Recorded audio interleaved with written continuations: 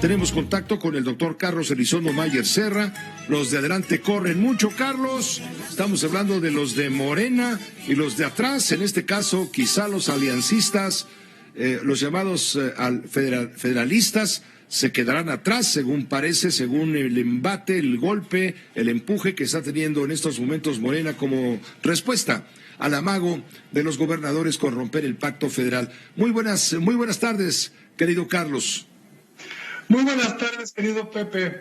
En efecto, hay un conflicto interesante que se ha abierto recientemente, pero creo que tenemos que precisar primero un poco los términos, Pepe. Hemos mezclado pacto fiscal con pacto federal.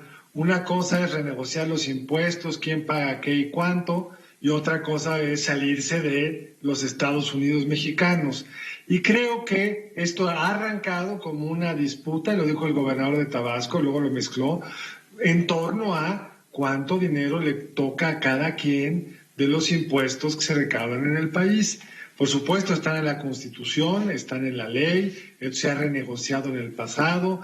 En la última renegociación, la de principios del sexenio de Calderón, en efecto, salieron más afectados la Ciudad de México, Campeche, Tabasco, y fue el gran ganón, fue el Estado de México. Es un proceso normal, político, que se va, digamos, articulando en función del peso relativo de las partes y del dinero disponible. Lo otro, Pepe, salirse de la federación es otra cosa. Eso no lo hemos visto en todo el siglo XX ni como debate. Y creo que lo que tenemos que hacer es evitar llegar a ese nivel de la discusión. Lo que empezó como un problema de dineros, lo quieren volver como un problema de la integridad del país. Pero empecemos por lo primero, Pepe. En efecto, tenemos hoy un gobierno que, como tiene todas las cartas, simplemente no negocia.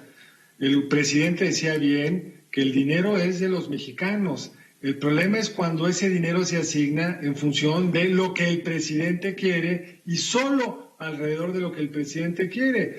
Por supuesto, hay estados que están muy contentos con el Tren Maya, con la refinería, con el tren interoceánico, pero los estados que no les ha tocado toda esa obra pública, pues empiezan a tener problemas de congestión en la infraestructura, etcétera.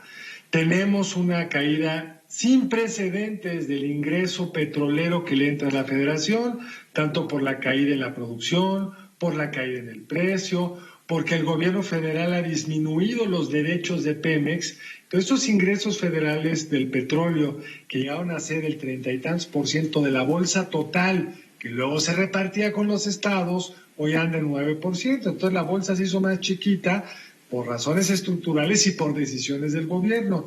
Y finalmente, Pepe, en medio de la pandemia, pues la recaudación ha caído, no mucho, el gobierno ha sido muy eficaz con el SAT hasta ahora, pero ha caído y esto ha hecho más pequeña la bolsa.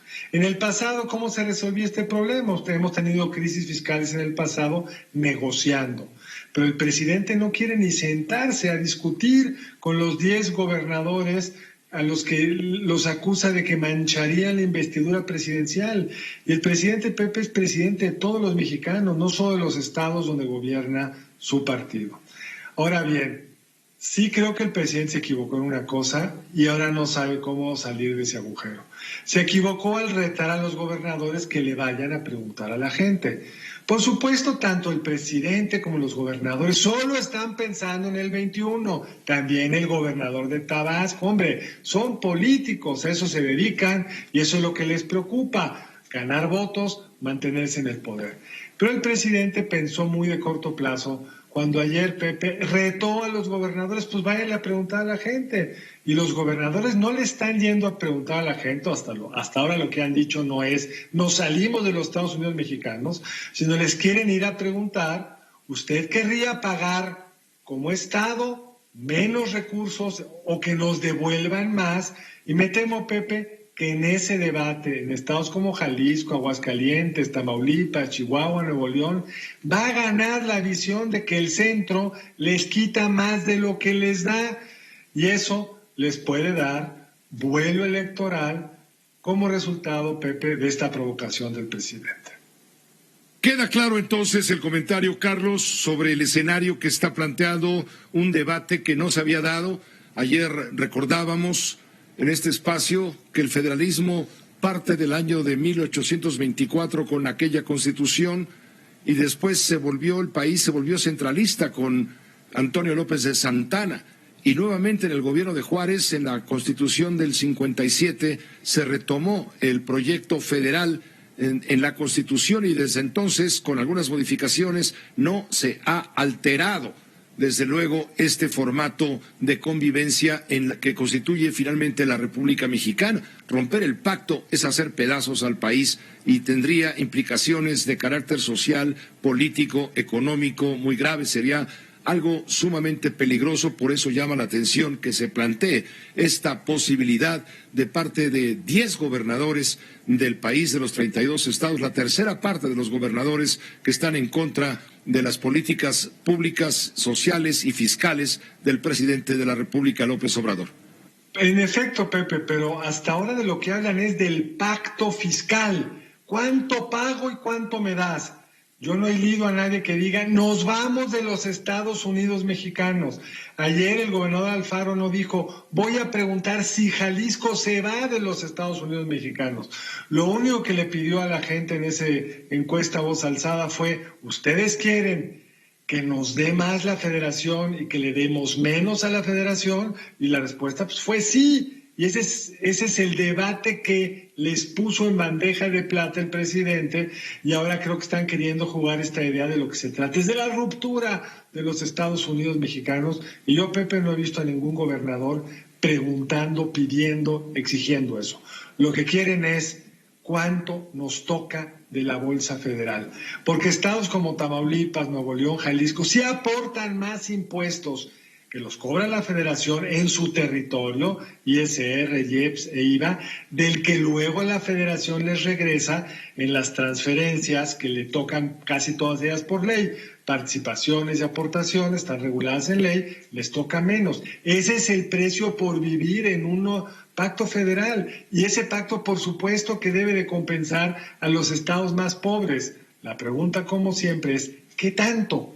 Y si en este marco de astringencia presupuestal la respuesta del gobierno ha sido equitativa de acuerdo a las prácticas de negociación respecto a estos recursos que en el pasado se daban.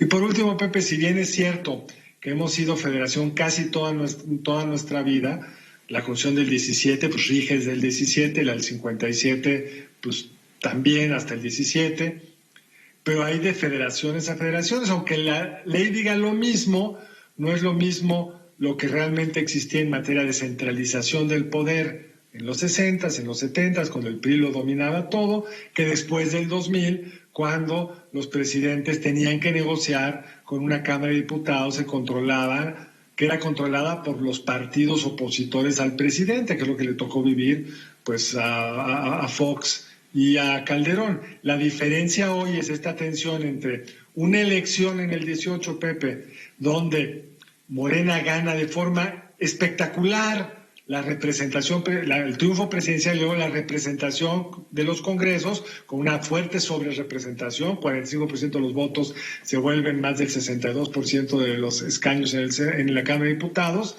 pero la estructura territorial sigue siendo fundamentalmente de gobernadores electos previos al 18. Gracias, Carlos, gracias, es un gusto escucharte siempre.